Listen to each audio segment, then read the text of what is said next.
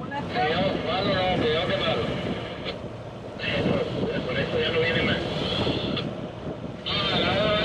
Il articulera mieux quand j'arriverai parce que je comprends rien.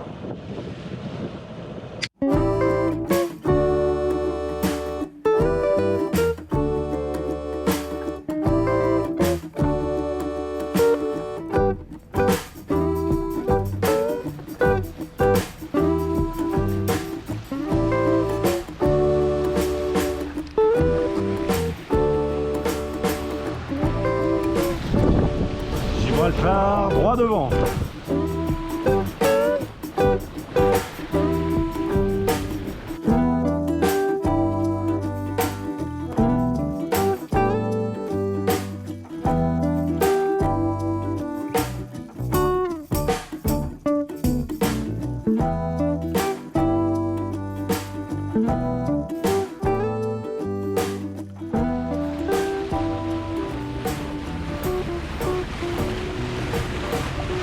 Tous les bateaux qui sont là, c'est la zone de mouillage.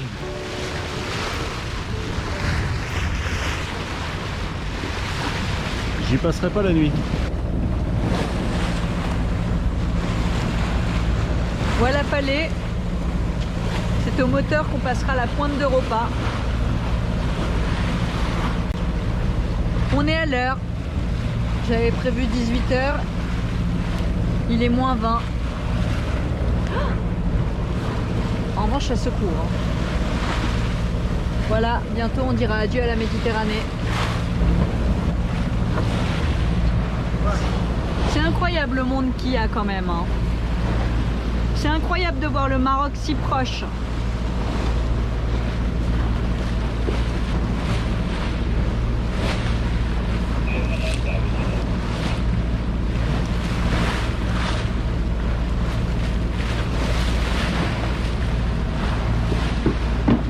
Il y a du monde partout.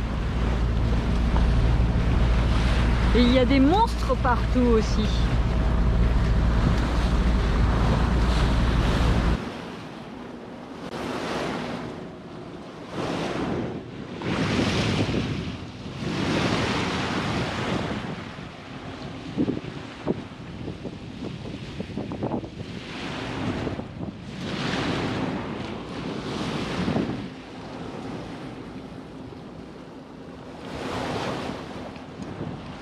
Et bah bilan, c'est plus grand que ce qu'on pense et c'est pas beau.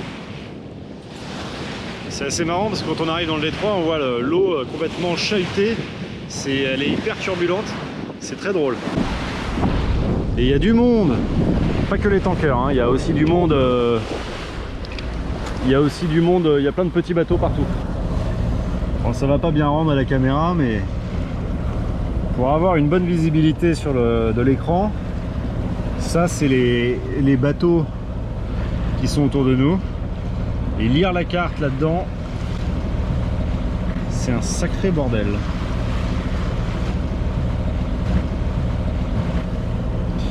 Et c'est assez marrant parce qu'il y a des épaves un peu partout, dangereuses visiblement.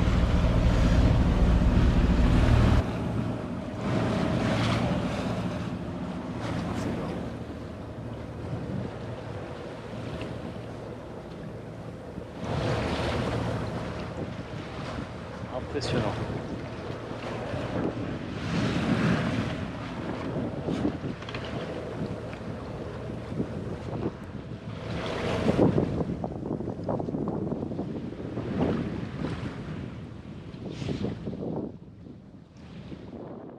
Ça y est, on est arrivé au port de la Linéa. Alors je me suis plantée de port. En vrai, il fallait qu'on aille là-bas où il y avait du fond partout, dans l'autre port à côté en face du rocher, et je me suis plantée. Je suis allée dans un petit port où il y a très peu de voiliers, donc le stress en arrivant, on nous disait Patalan Echo, et nous on n'osait pas rentrer parce qu'on voyait sur les cartes qu'il y avait 1 mètre de profondeur. Et finalement elle est venue nous chercher, on est rentré, tout se passe bien, tout va bien, on est amarré.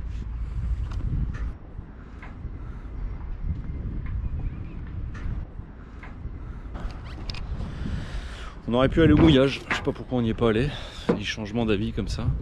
Puis on est amarré en bout de ponton. Bon, j'ai amarré un peu comme un cochon à droite, à gauche. Et là derrière c'est Gibraltar toujours.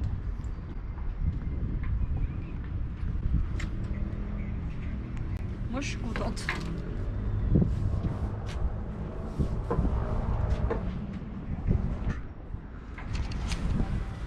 On a fait 60 000 en 8 heures environ. C'est quand même du jamais vu. Merci le courant. Putain, merci le capitaine et ses réglages de voile extraordinaires surtout. Bon, le moteur a un peu aidé. Et puis là, qu'est-ce qu'on va faire? On va aller à la Capitania. La Capitania.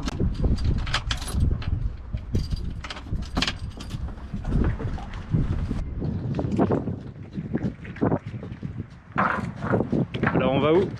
Alors on est côté frontière espagnole et on va aller côté Angleterre. On va là-bas.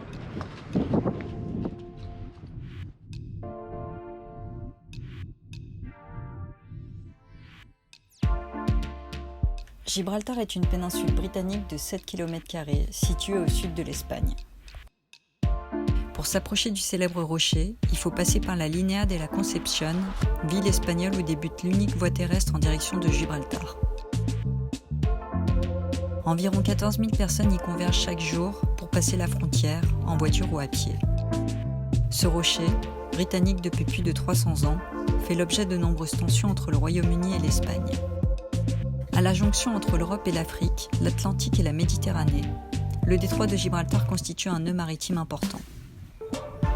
En effet, le principal point de désaccord entre l'Espagne et la Grande-Bretagne est le contrôle des eaux autour du port et la question des droits de pêche. Et je me trouve sur la piste d'atterrissage et de décollage de Gibraltar. Amaury est prêt à décoller.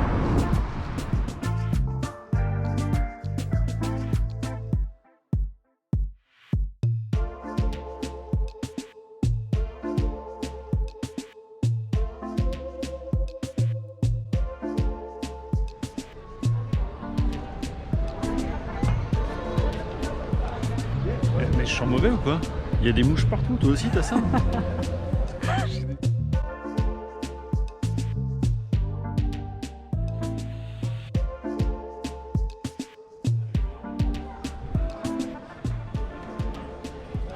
Alors nous voici dans la Main Street, la rue où il y a toutes les boutiques, paraît-il, tout est détaxé.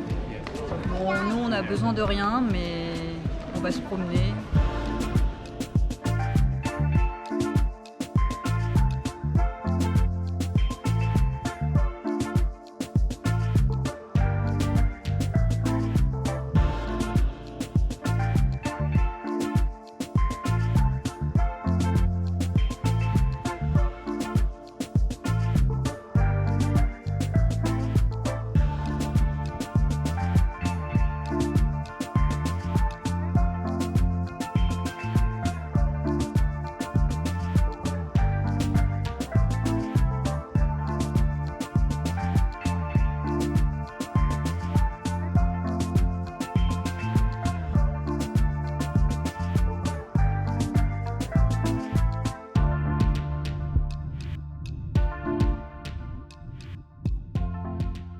Bilan de notre visite de Gibraltar. On a beaucoup marché, ce qui fait qu'on rentre avec les pieds en compote. C'est là qu'on regrette d'avoir vendu nos vélos. Que dire, nous on n'a pas trop aimé. Gibraltar pour nous c'est beaucoup d'immeubles, de bars d'immeubles, beaucoup de bruit surtout, beaucoup de mouches. On a bu une bière qu'on n'a même pas eu le temps d'apprécier parce qu'on était envahi par les mouches, c'était insupportable. Je pense en fait qu'à Gibraltar, le seul truc à faire c'est monter sur le rocher, la visite des grottes, aller voir les singes. On s'est un peu renseigné avec Amaury et on a vu que c'était aux alentours de 40-50 €. On trouve ça un peu cher. Amaury n'a pas très envie de le faire, en plus on a déjà éclaté notre budget, donc du coup on a décidé de ne pas le faire. Le seul truc dommage c'est que on viendra jamais en vacances à Gibraltar, donc si on le fait pas là, on risque de ne plus jamais le faire de toute notre vie. Enfin toute notre vie, j'exagère un peu. Donc voilà. Tiens ça comme ça. Ok, qu'est-ce qui se passe? Je rafistole le bimini. Je voudrais un bimini s'il vous plaît. Non, c'est pas le bimini, c'est la capote. En fait, avant de partir, j'avais renforcé toutes les coutures, sauf quelques-unes, parce que je trouvais qu'elles tenaient encore très bien. Et en fait, bah, ça a pas loupé. Tout ce que j'ai pas renforcé, ça a craqué. Avec les UV, le sel de mer.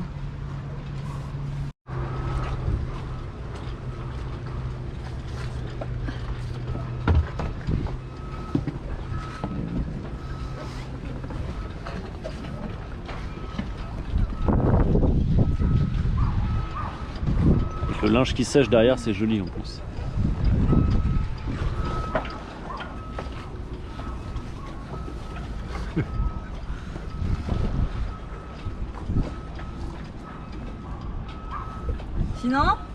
Sinon, si tu fais rien, je te suggère de m'aider. Il y en a un d'un côté et l'autre de l'autre, non?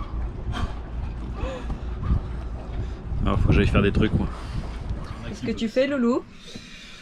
Je fais un check-up total des fonds de cale. Je vérifie qu'il n'y ait pas d'eau, qu'il n'y ait pas de fuite d'eau de mer qui rentre dans le bateau. Bon, ça c'est évident. Donc je vérifie les vannes, si elles fonctionnent, si elles ne bougent pas. Et là, je regarde si les fonds sont propres et secs, en tout cas secs. Et j'en profite pour nettoyer les filtres de douche.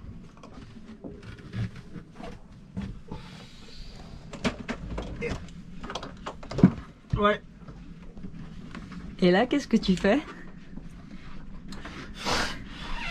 Je vérifie toujours mes plomberies, voir s'il n'y a pas de fuite. Mais pourquoi tu as un sopalin? Ah, la technique du sopalin, c'est la technique du plombier de base. Tu actionnes, tu fais tourner tes tuyaux, ton eau dans le bateau, et après tu viens coller un sopalin absolument partout. Et la moindre petite tache se verra tout de suite. Malin. Ouais. Du coup, comme je te dérange, tu veux pas en profiter pour nous expliquer ce qui se passe là-dedans? Ouais. Alors c'est pas l'endroit dont je suis le plus fier, esthétiquement. Ce qui se passe là-dedans, là on a notre groupe eau. C'est une pompe qui nous permet de puiser l'eau dans nos réserves d'eau et de l'amener à la douche, au robinet, et voilà. Ça, c'est une pompe qui permet de sortir, de vider l'eau de la douche, qui vient sous le bac de douche. Et là, nous avons un vase d'expansion, c'est un petit accumulateur d'eau, c'est pour éviter quand tu allumes l'eau, ça se déclenche immédiatement. Et ça, c'est la petite astuce trouvée au dernier moment. C'est un compteur d'eau domestique parce que pour connaître notre consommation en eau, savoir où on en est précisément à un moment donné, parce que c'est des trucs qui coûtent très très cher, c'est toujours un peu chiant à installer, il faut tirer des fils dans tout le bateau. Et ça, c'est sans électricité. La seule contrainte, c'est qu'il faut relever les numéros à chaque fois qu'on fait le plein du bateau. Et comme ça, on sait à peu près combien on consomme, en sachant qu'on a 400 litres dans ce bateau. C'était la petite astuce qu'a trouvée Amaury qui nous sert beaucoup. Elle vient pas de moi. Hein. Elle vient de qui? Elle vient d'un mec qui faisait des vidéos de bateau aussi, qui s'appelle Oukiva, Eric Billot je crois. Et il avait pris cette astuce et je trouvais ça assez malin. Voilà. Exact. Merci Oukiva. Je m'en suis rappelé au dernier moment. Ouais, merci Eric. Tu nous as inspiré. Bon bah c'est sec. On s'est aperçu que la pompe de cale n'aspirait plus. Donc Amaury l'a démontée, il a travaillé jusqu'à tard hier soir et après plusieurs tests, il s'est rendu compte que en fait elle est juste désamorcée. Et donc il est en train il en profite pour faire quelques nettoyages et... C'est pas tout à fait ça, c'est hier quand on l'a remonté. Enfin, quand je l'ai remonté, on s'est aperçu que, bon, elle était désamorcée certes, mais notamment que en la remontant, j'avais laissé des petites fuites. Et je ne comprenais pas pourquoi il y avait des fuites et je pense que j'avais mal mis les joints, parce que c'est une pompe à membrane avec des joints, et j'avais dû mal mettre les trucs, donc ça fuyait. Donc là j'essaie de la remettre, faut pas que ça fuit, ça a l'air bon. Donc là tu répares les fuites, ouais. Ensuite tu la remontes, ouais. Et comment on va la réamorcer? On va souffler dans le tuyau. Je sais pas. Je sais pas, on va mettre de l'eau dans la chambre et puis on va voir. Et comme le hameau a le vertige, il envoie sa chérie en haut du mât. On va vérifier Si tout va bien, s'il n'y a pas de gendarmes, c'est-à-dire sur les câbles comme ça, savoir s'il n'y a pas un des taurons qui s'était fait. Et c'est la courageuse qui va le faire, qui va s'en occuper.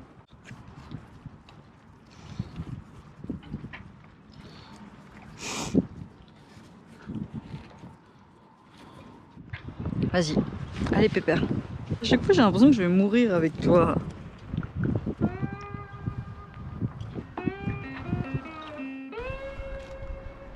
Tu me dis allez Pépère là ?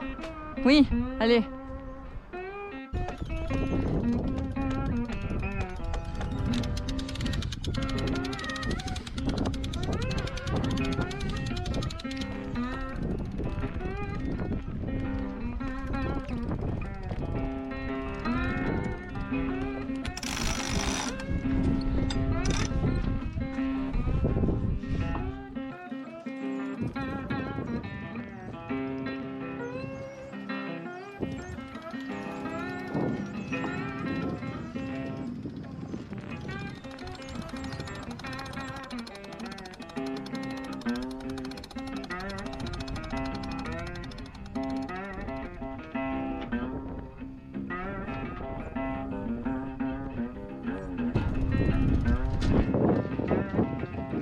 Elle est courageuse.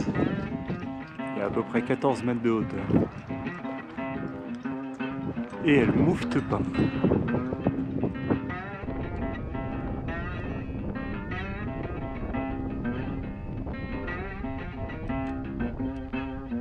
J'ai pas le vertige, mais c'est jamais un plaisir de monter là-haut.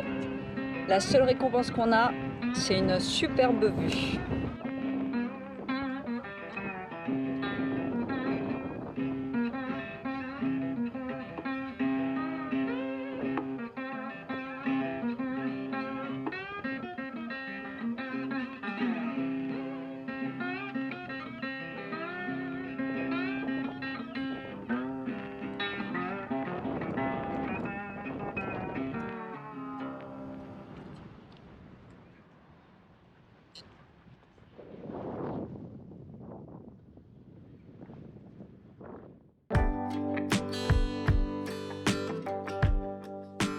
Merci à tous d'avoir pris le temps de regarder cet épisode. Si ça vous a plu, n'hésitez pas à nous encourager en vous abonnant ou en likant. On se retrouve vendredi.